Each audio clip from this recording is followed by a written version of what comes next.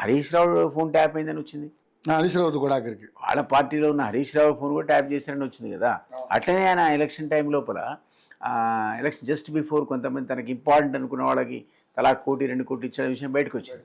So ఇవన్నీ రకరకాల sensational విషయాలు వచ్చాయి అందులో.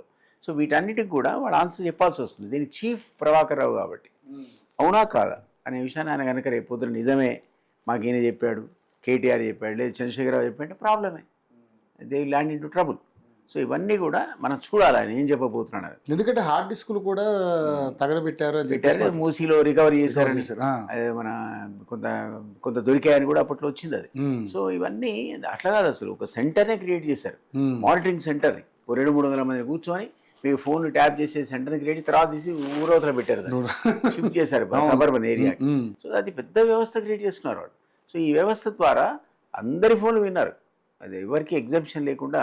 అందుకే అప్పుడు మొత్తుకునేవాడు ప్రతిపక్షం వాళ్ళు, బీజేపీ వాళ్ళు, వీళ్ళు కాంగ్రెస్ వాళ్ళప్పుడు గొడవ, నా ఫోన్ ట్యాప్ అవుతుందో, నా ఫోన్ ట్యాప్ అవుతుందో. నిజం అది నిజమని మనకి వీళ్ళు ఎప్పుడైతే మాట్లాడారో అప్పుడు అర్థమైంది.